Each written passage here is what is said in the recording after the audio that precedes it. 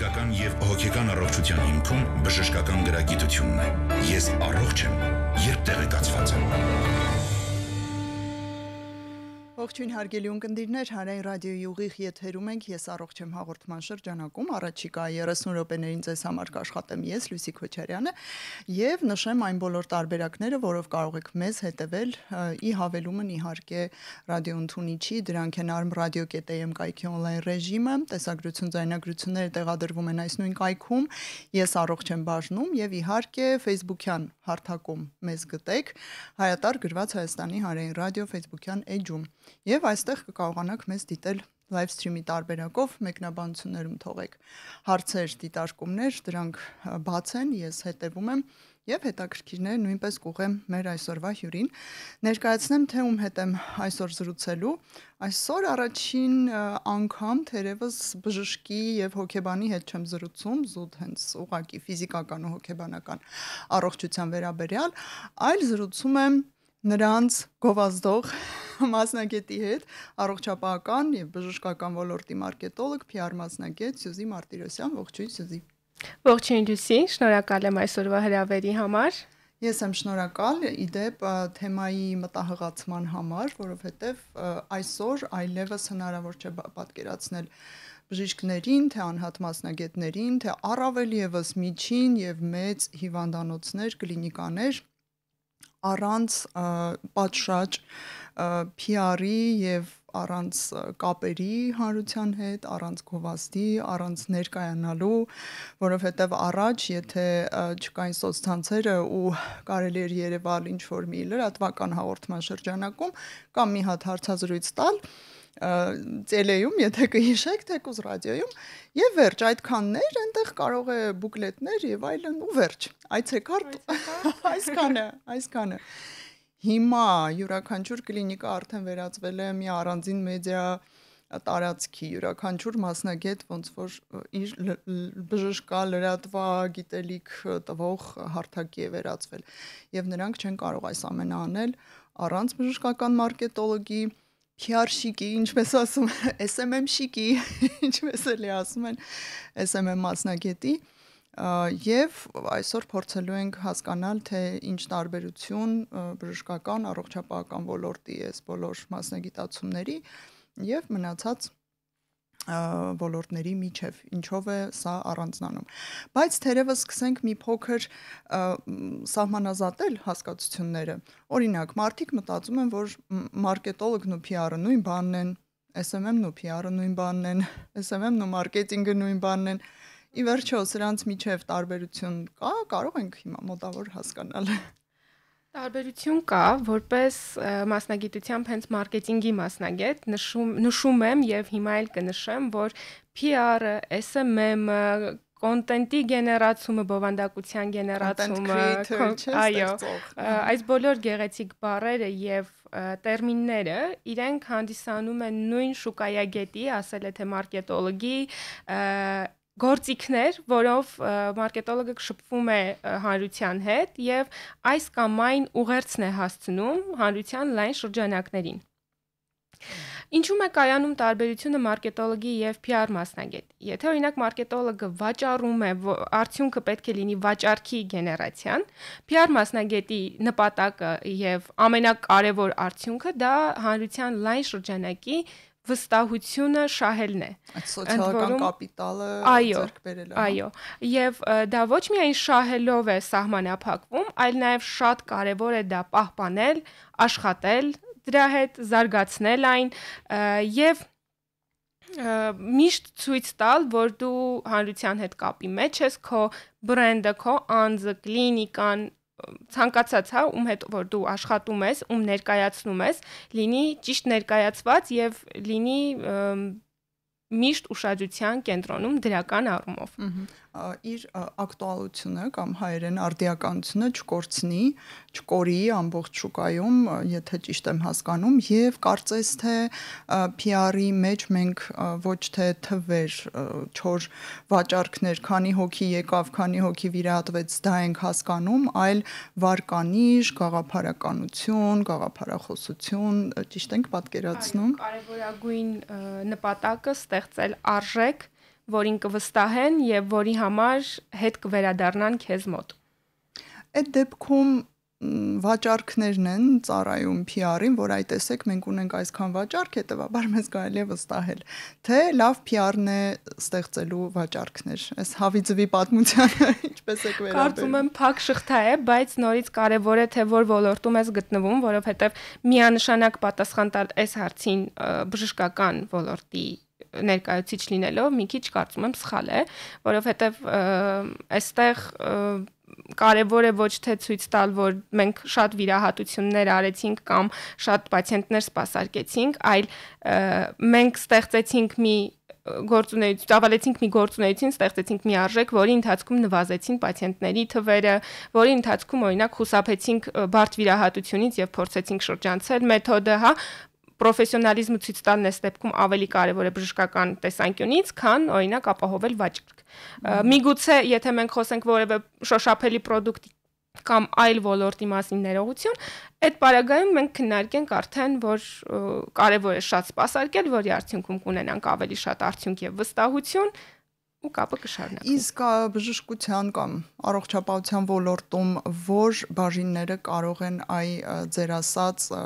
քանակի վաճառքի վրա կենտրոնանալ, հիմա իմ գլխում միանգամից ֆարմակոլոգիան է վանանում, որ այսքան դեղ վիտամին կամ այսքան ծավալ վաճառեցին կամ համագործակցում ենք տասնյակ կլինիկաների հետ։ Եվ որտեղ է հակառակը սա վնասելու, այսինքն մի տեսակ վերածվելու է ըստի համեցեքի եւ խանգարելու է բժշկի կամ կլինիկայի վարկանիշին։ Կարող ենք մի քանի օրինակ բերել թեկուզ ձեր պրակտիկայից, որտեղ պետք է զգույշ լինել օրինակ։ Մշտապես բժշկական ոլորտում պետք է շատ զգույշ լինել եւ շատ ուշադիր ընտրել յուրաքանչյուր բառ, որ քո կողմից կասվի։ Անկամ երբ որ դու որոշում ես գովազդ ներկայացնել հանրությանը, որի շրջանակներում պետք է ծառայություն մատուցես կամ որևէ product դեղորայքային product վաճառես, անգամ այդտեղ պետք է շատ ուշադիր լինես եւ իհարկե ոչ բոլորն են տիրապետում այս ինֆորմացիային կամ միգուցե տիրապետում են, բայց հաճախ մոռանում են, անգամ իրավական տեսանկյունից սա վերահսկվում է որոշակի թույլտվություններով։ Անգամ այստեղ, երբ որ դու ընտրում ես, պետք է վաճառք անես, պետք է ծառայություն մատուցես, այստեղ դու ոչ թե պետքա նշես, որ անպայման եկեք օգտվեք դրանից ձեզ լավ կլինի կամ վատ, պետք է ուղիղ խոսես հանրությանը ուղիղ ներկայացնես, թե օգտվելու դեպքում որոնք են առավելությունները, որոնք են դրական կողմերը, հա, կարևոր է ոչ թե նշել, որ մեր սարքը լավագույնն է, այլ մեր սարքը ու միայն լավ արդյունք կտա, այլ նաև պետք է խոսես բացասական կողմերի, հակազդեցությունների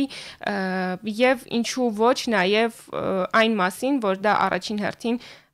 պացիենտի առողջությունը պահպանելու համար է, տվյալ գովազդը, ոչ թե պարզապես ինչ որ գումար գեներացնելու միջոց։ Առհասարակ կարծում եմ բժշկության ոլորտում այդ բարոէթիկական սահմանները շատ նուրբ են եւ հենց մի փոքր խախտվեցին, արդեն ճիշտ հակառակ էֆեկտն է առաջացնում պոտենցիալ բուժառուների մոտ, որ իրենք ին վրա ուզում են ծախեն շատ կոպիտ բառերով, այսինչ սարքը, այսինչ պրոցեդուրան, այսինչ վիրահատությունը։ Վստահություն իսկապես չի առաջացնում։ Մի փոքր կուզեի բժիշկների, բժշկական հանրույթի կողմից կլինիկա չեմ ասում, որտեղ կլինիկան տեսեք արդեն շատ բազմամասնագիտական կառույց է եւ այստեղ այդքան էլ չեն արժե զրկում PR, SMM եւ մարքեթինգի մասնագետների աշխատանքը, բայց բժշկական հանրույթը երբեմն բացարձակ չի հասկանում, ինչ իմաստ կա ձեր Ինչու՞ չէ նաև ես էլ իրականում ռադիոից դուրս կոնտենտ պլանավորում, ռազմավարության մշակում, PR եւ գովազդ իրականացում եմ բժիշկների համար, երբեմն հարց է առաջանում, ինչի՞ս է պետք,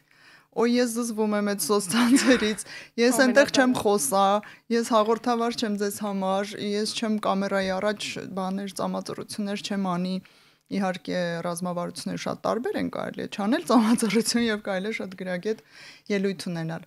Ամեն դեպքում այդ ձեր արածը ինչ է, կամերայի առաջ ուզում եք խոսեցնեք, այսպիսի վերաբերմունք շատ կա, շատ ոչ մի անուն չենք տալիս, բայց շատ կա։ Ինչպես եք հաղթահարում եւ ինչպես եք վերաբերվում սրան։ Եվ ինչպես հիմա բացատրենք, մեզ լիքը բժիշկներ են լսում այս հաղորդաշարը, ինչպես բացատրենք, որ սա դատարկաբանություն չէ եւ պետք է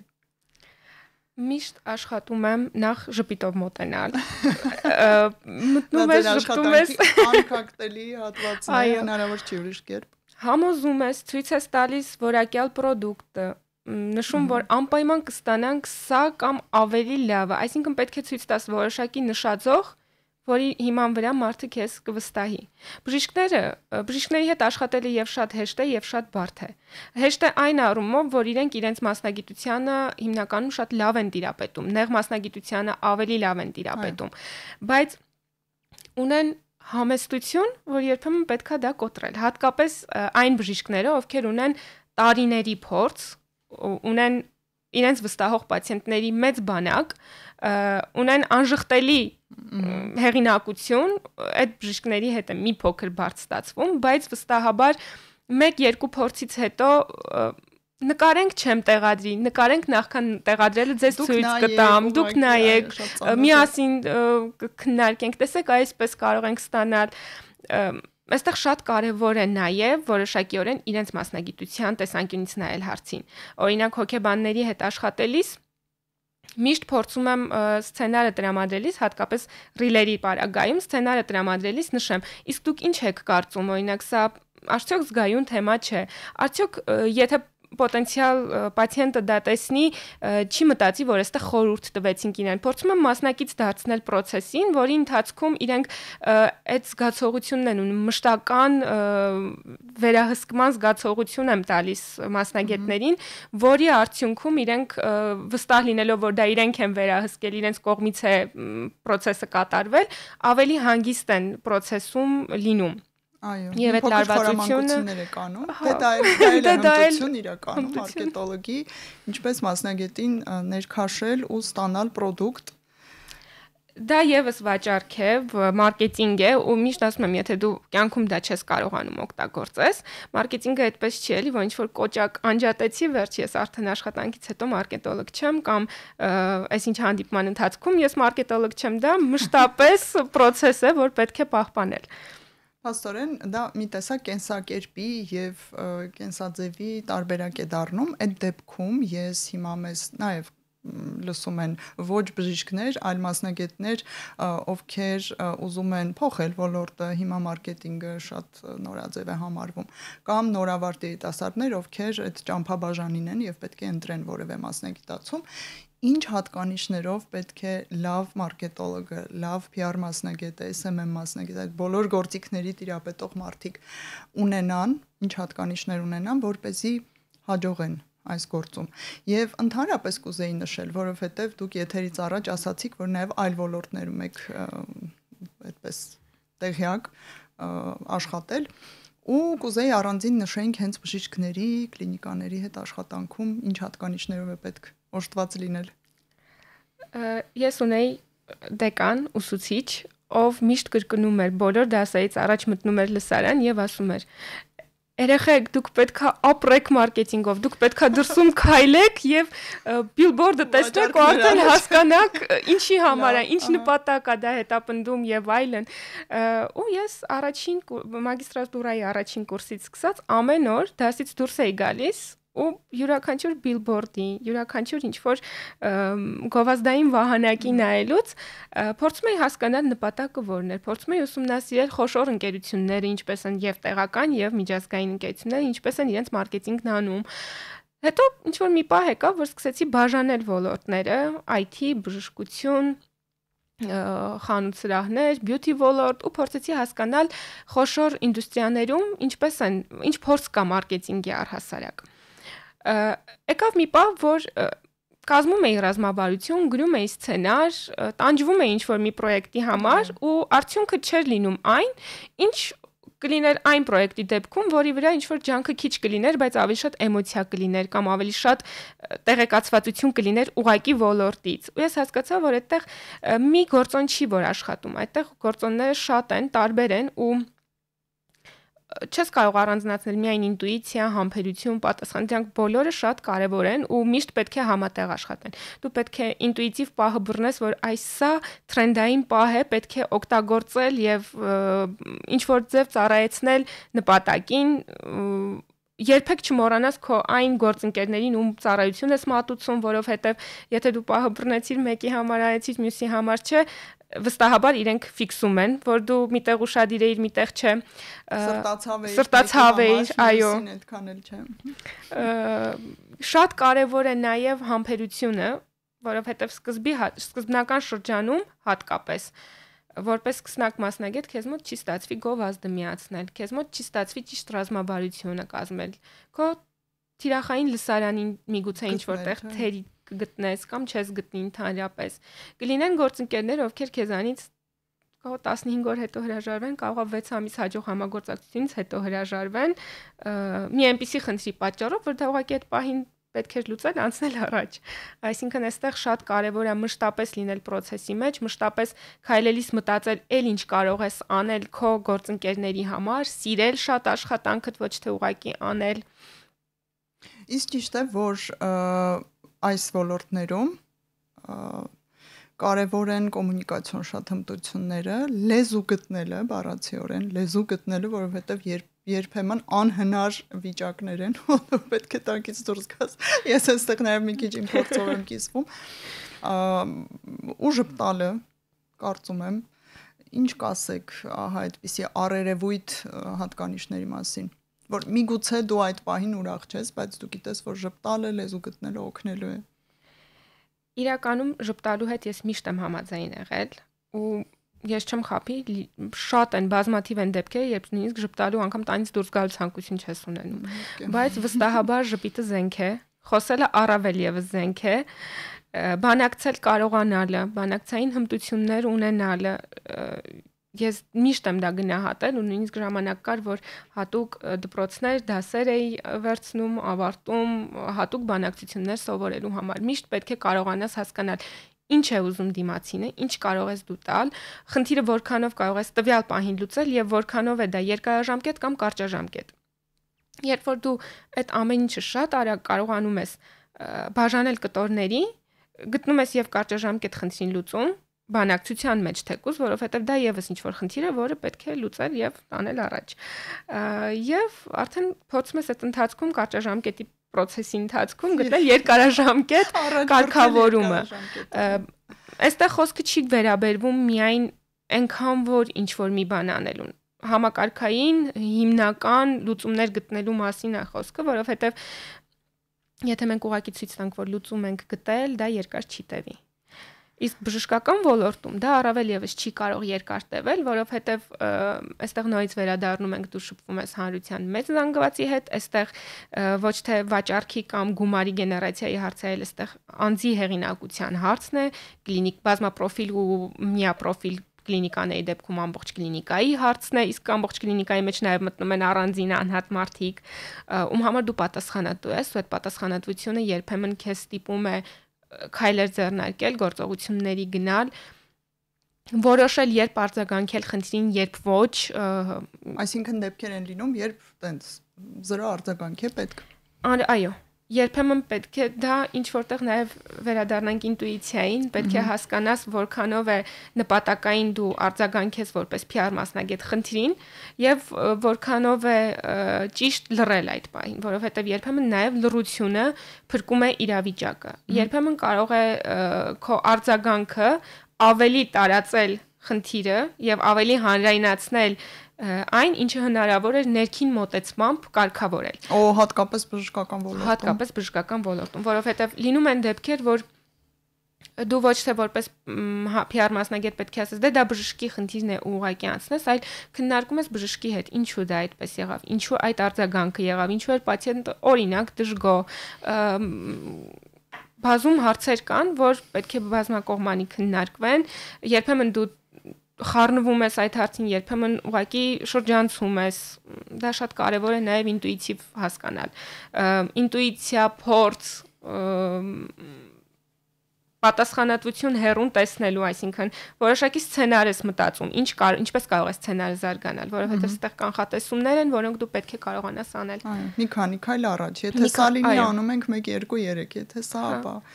այս քայլերը։ Եվ բացի այդ, եթե կա որդեգրված ինչ-որ ռազմավարություն նախնական, դու արդեն գիտես, հա, որ դեպքում ըստ քո ռազմավարական պլանի նաև, որ դեպքում կարելի է արձագանքել, որ դեպքում ենք փորձում ձեռնպահ մնալ, տեղավորվում է այդտեղ, տեղավորվում է թե ոչ, եթե ոչ արագ քննարկում բժշկի, եթե կա տնօրեն, օրինակ կլինիկայի տնօրենի հետ, եթե միայն բժշկի հետ ես աշխատում բժշկի հետ, ու շատ կարևորը որ այդ ամենը լինի ակնթարթների ընթացքում։ Ես կուզեի նաև բժշկական ոլորտում մրցակցության մասին խոսել,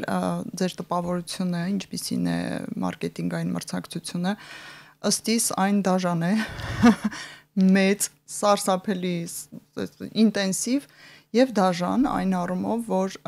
երբեմն կլինիկաներն ու բժիշկները դիմում են շատ հակասական, շատ պրովոկատիվ բաների, այդ սլոգանների եւ գովազդային ինչ-որ նախադասությունների ու մտքերի, ասենք պլաստիկ վիրաբուժության դեպքում մենք ձեզ կդարձնենք ֆիլտրերի պես հիշում եմ չարաբաստիկ դեպքեր։ Ես անձամբ որպես առողջապահական ոլորտի լրագրող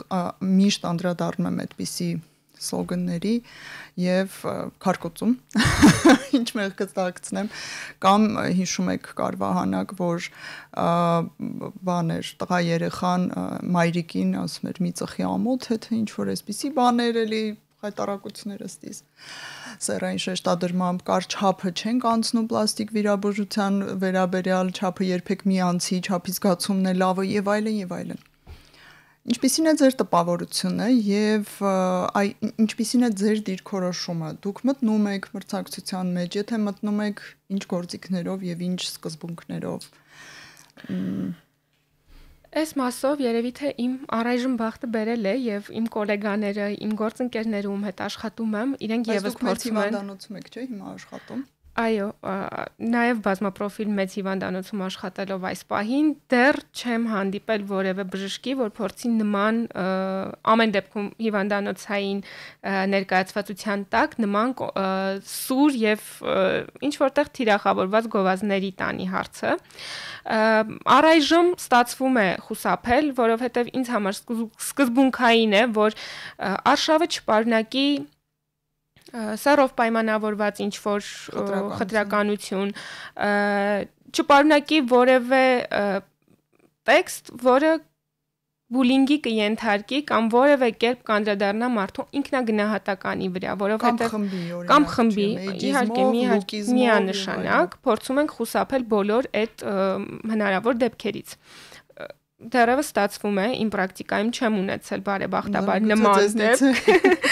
Միգուցե նաև ինձնից է, որովհետև ես շատ մանրամասն եմ մոտենում հարցին, եթե կարող եմ օրինակ հոգեբանի դեպքում մանրամասն նայել, որ հանկարծ պոտենցիալ պացիենտը չընկալի դա որպես խորհուրդ, չընկալի որպես անգամ այդ պարագայում քննադատություն կամ սահմանների խախտում Կարծում եմ մնացած դեպքերում դա եւս հնարավոր է ու պարտադիր է վերահսկելը։ Բայց մեր երկրում լավ չի վերահսկվում, չէ՞, ըստիս։ Այսինքն հանրային քննադատման են արժանացնում ու վերջանցնում գնում է ինչ որ հատուկ պատասխանատվություն այդպես չի լինում։ Ինձ թվում է այստեղ հասարակական կազմակերպությունների, ինչ որ ասոցիացիաների, ինչ որ այդպիսի հարթակների, միավորումների խնդիր է միգուցե, ինչ եք կարծում։ Նաեւ այդտեղ ունենք բաց Կարծում եմ, որ այդտեղ եւս մենք կարող ենք տարբեր արշավներ, օրինակ հասարակական կազմակերպությունների կողմից կիրառել հակարշավներ, այսպես ասած, նման գովազդային արշավների։ Այդ մասով միանշանակ ունենք բաց, բայց պետք է նաեւ ընդգծեմ եւ ինչ որտեղ պնդեմ, որ բոլոր այդ անհատապես արձագանքների դեպքում ձեր կողմից հետևել եմ ամբողջ այդ process-ին, հա, շատ արագ նման արշավները վերանում են, փակվում են, գոնե այդ մասով արձագանք է լինում ու հաջորդիվ արդեն մասնագետները ուշադիր են լինում, որ նման խնդիրներ, նման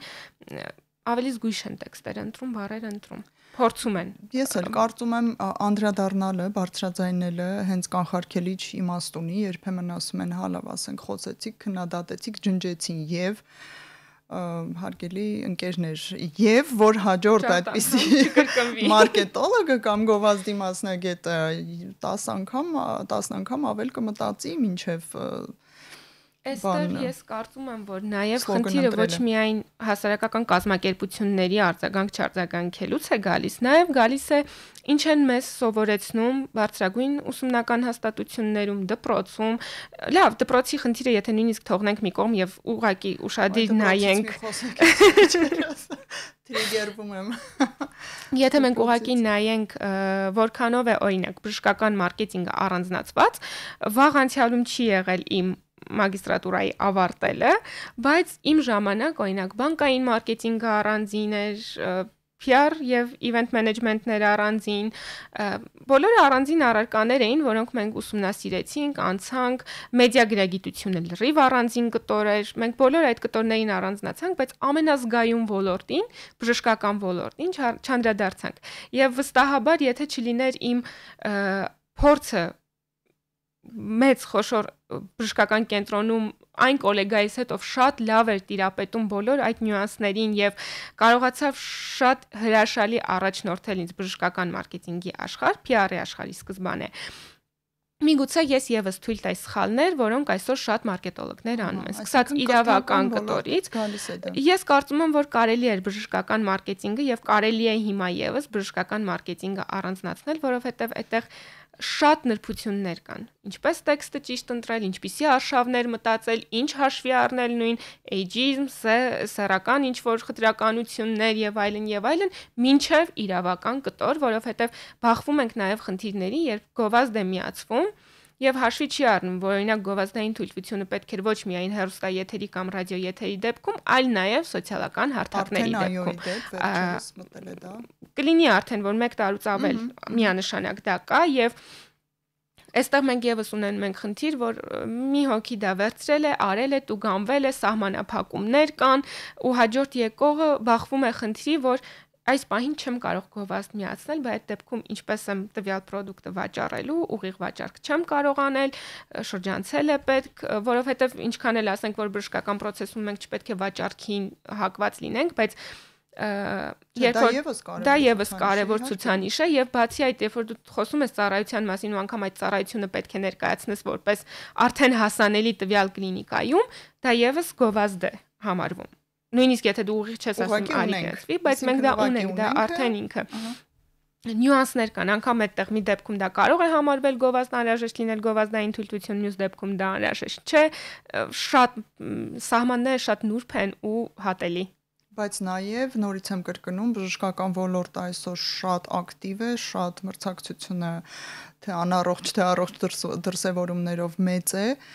մասնագետները ի դեպ այս ոլորտում ներգրաված գնալով քանակը աճում է, որովհետև դե պետք է ներկայացնել, գովազդ միացնել, հետևել այդ թվերին, ցուցանիշներին, արշավներ կազմակերպել։ Այնպես որ հարգելի կրթական ոլորտ, մենք երկու այդ ոլորտի մասնագետներ պահանջում ենք, որ դա որպես առանձին առարկա դիսցիպլին մտնի կրթական բաժնում, գործը ահագին թեթևանա եւ շատ գայթակղիչ կդառնա ի դեպ նորավարտ մասնագետների համար, եթե իրենք լավ տեղեկացված լինեն, լավ որակ կտան։ Ու շատ նուրբ ոլորտ է կարծում եմ բժշկությունը, որովհետև մի նժարին այդ բարոեթիկական սահմանին գտնվող մասնագետներն են, մյուս նժարին պահանջատեր, իրենց կյանքը վստահած, առողջության պայքարի հարց ունեցող, կյանքի որակ բարձրացնելու ուղիղ կարիքով մարդիկ են, ել չեմ ասում, մամաներ, ովքեր իրենց երեխաների համար են։ Եվ ինչու ոչ երեխաներ, ովքեր իրենց ծնողների համար են անհանգստանում եւ անգամ ասում են, դե իմ թիրախային խումբը, ես սրտային անոթային վիրաբույժ եմ, իմ թիրախային խումբը 60+ տարիքի մարդիկ են, իրենք այդ Facebook չեն նայում, այդտեղ հարցը առաջանում, ինչ անեմ ես ոչինչ կարող եմ չանել, ինձ կգտնեն, բայց ոչ, այդտեղ եւս շատ մեծ անելիք ունենք, որովհետեւ յուրաքանչյուր պատասխանատու զավակ ու առհասարակ, հա, կարծում եմ հոգատար անձ պայման թեկուզ Facebook-յան հարթակով կփորձի գտնել մասնագետ, կփորձի, իսկ մենք միանշանակ այսօր հետևում ենք ինչպիսին է մարդը անձնական դաշտում, ինչպիսին է մարդը որպես մարդ իր մասնագիտության մեջ մտնում ենք, նայում ենք, ուսումնասիրում ենք, այո, կարծիք ենք հարցնում, ինֆլուենսերներին ենք վստահում, թիրախային Եվ հաղորդման վերջում ես հիշեցնեմ բոլոր այն բժիշկներին եւ կլինիկաների ներկայացուցիչներին, երբ ասում են մեզ պետք չէ սոցցանցային հարթակ, ինձ ամսվա կտրվածքով հարյուրավոր follower-ներ, այսպես բառով ասեմ, որ բոլորը հասկանան ում մասին է խոսքը, հետևորդներ գրում են ինձ այսինչ բժիշկը, այսինչ կլինիկան, այսինչ խնդրի համար կարող եք խորհուրդ տալ։ Եվ եթե ես հանկարծ տալիս եմ մասնագետի հեռախոսահամար, գիտեք ինչ են ասում, edge չկա, իսկ edge կա, իսկ որտեղ կա։ Ու երբ ես ասում եմ դե edge-ը ինչն է, դե պետք զանգեք, չէ, բա ես չտեսնեմ, ինչ տեսք ունի։ Ինչ արտաքին ունի, ինչ խոսք ունի, որ տեղեր է գնացել հարցազրույցների, ինչպես է մեկնաբանում, ինչ է գրում, այնքան բան է արդեն պետք մարդկանց, որ այսօր ասել, ինձ պետք չի ոչ ձեր մարքեթինգը, ոչ ձեր ինֆլուենս գովազդը, ոչ մի բանը, հնարավոր չէ, խնդրում եմ ուշադիր եղեք եւ մի արժեզրկեք մեր աշխատանքը։ Շնորհակալություն, այսօր զրուցեցինք առողջապահական ոլորտի մարկետոլոգ, PR մասնագետ Սյուզի Մարտիրոսյանի հետ, աշխատեցի նաև ես, Լուսիկ Քոչարյանը, եւ ցտեսություն բոլորին։ Ես առողջ եմ, երբ տեղեկացված եմ։